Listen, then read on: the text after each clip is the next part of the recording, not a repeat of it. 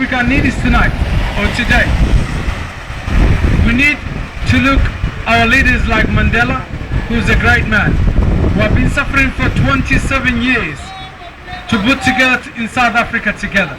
In a white and black to get living where black was segregated from the community. And now he's not in the power, but he's a great man in Africa. We need a great leader in Africa, another Mandela. I hope Gaddafi will change his tactics. I hope other leaders will change. But the Africans themselves, they have to educate themselves. Bro. Yes, as an the African, people of Africa. Yes, we have to unite. Yes. Not the dictators. European people are, they are united already. Millions, the dictators united already. Are over 1 billion. That's right. And these billion people cannot even have a proper life. That's right. There is a war going in Somalia, in Congo, in Uganda, so many African countries. Yeah. And all they have a dictatorship. Yeah. Like Ethiopia, Melissanau, who's destroying his people. And Britain pays 130 million pounds to Melissanau. 130 million pounds gets from Britain, Mr. Melissanau, the Prime Minister of Ethiopia. And what he does, he kills every minute. His soldiers rape women, kills children, and Britain doesn't say anything. They even feed in more and more. That's Ethiopia? And that's Ethiopia, yes. Melissanau, he was on the 31st of March in Downing Street, and I was outside, and I was really feel shame. Yeah. The Gordon Brown sitting a man who has a blood of human, Yes.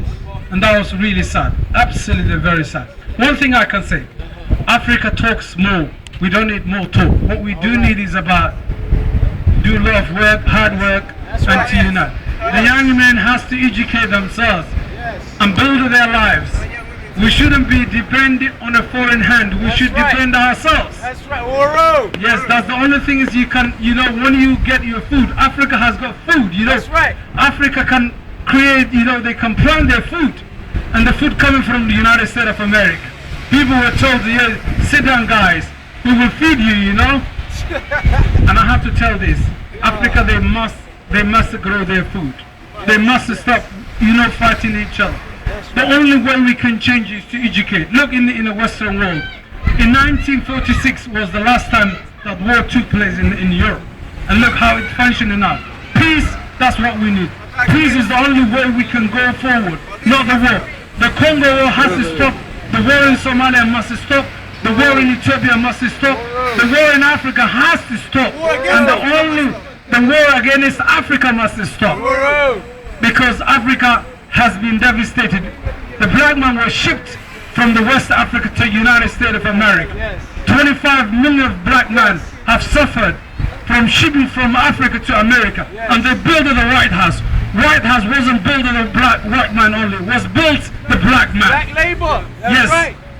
But one thing I can say to you today, as a black man, I'm not racist, and I can never be a racist against any colored person. That's right. But one thing I'm really against, when the black man was led to kill each other, when the black man was, slandered his wealth, and led to die each other, Look in Congo, look in Somalia, how many people are dying. The United Nations are talking every day, oh, we're gonna set up, we're gonna go to Congo, we're going to Somalia. Somalia have been suffering for 20 years. They build their country, they get together in 2006. An American said, oh, the Al-Qaeda is coming from Somalia and now we have to destroy. America, they couldn't set up Somalia for 16 years. When we get it together, America said, oh, this is not working. We have to destroy.